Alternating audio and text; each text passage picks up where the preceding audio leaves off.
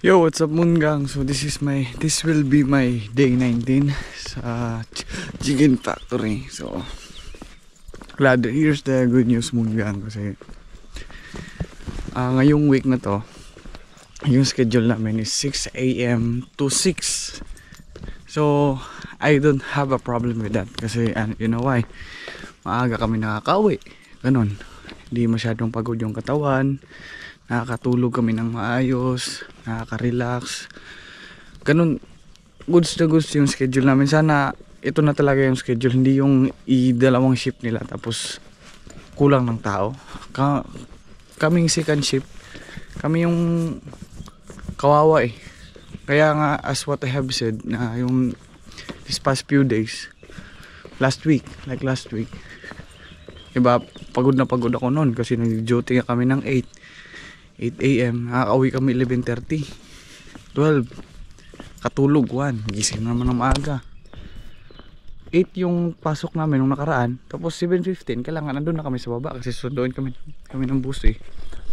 Ganun yun. So ngayon pinalitan nila ng schedule, kaming lahat pinagsabay na kami. So walang problema, mas maganda siya kasi nakaka-relax, may tulog ka pa. Then, yun nga, hindi kagaya ng dati ng sobrang nakakapagod. Siya, morning, sobrang nakakapagod. So, ngayon, mas okay na siya. Nakakatawa kasi hindi ka masyadong pagod ba kasi sa akin naman, tayong lahat naman, pinaka-importante sa lahat kahit gaano pagod, tulog talaga. Ngayon, nakakatulog na ng maayos, nakakakain ng maayos. Di nakakagaya ng dati na, di ba, yung 2 weeks ko kasi magti 3 weeks na ako eh. Then makikita mo talaga sa itsura ko na parang nai-stress talaga ba. Nai-stress talaga. So naging pasasalamat ko din sa mga kasama ko dun sa company namin, kapwa ko Pilipino. Sa una lang yan kasi alam mo katagalan, masasanay ka rin yan, sanayan lang yan.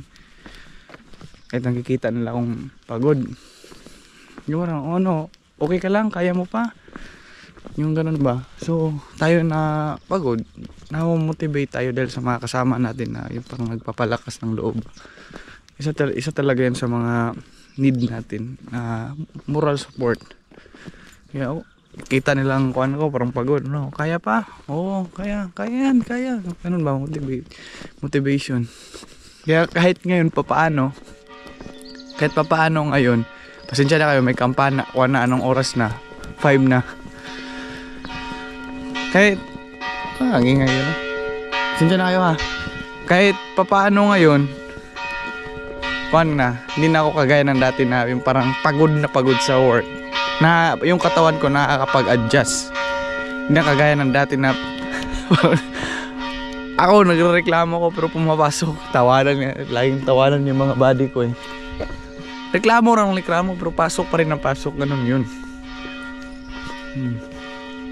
Then may mga shoutout natin tong one. Shoutout kay GM na taga Samsung SDI, tsaka Body yun. Sindihan na ako sa kampana kasi 1 minute yan ganyan eh. Shout out kay Public Brights channel. Minsan lang ako mag-comment ito, pero comment ako, pa-shoutout ako bro with ads. With ads. Thank you bro for commenting on my video.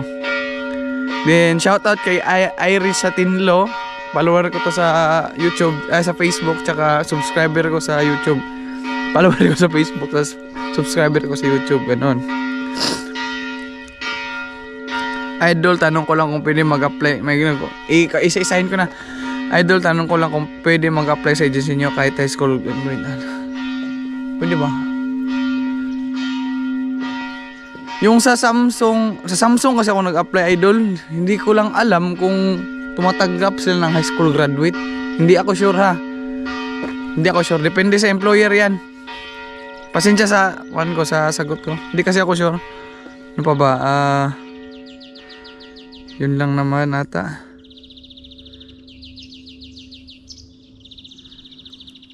Na comment ni Gracelyn Ramos sa YouTube, bayad naman ang overtime mo.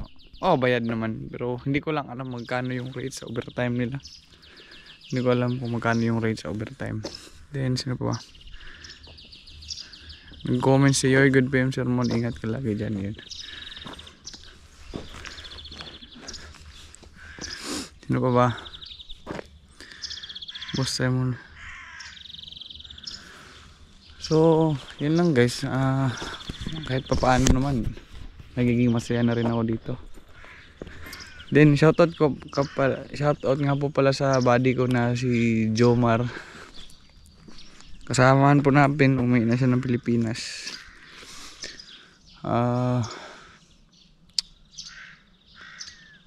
Hindi pa kasi ako nagpaalam sa kanya kung isasali ko to sa vlog.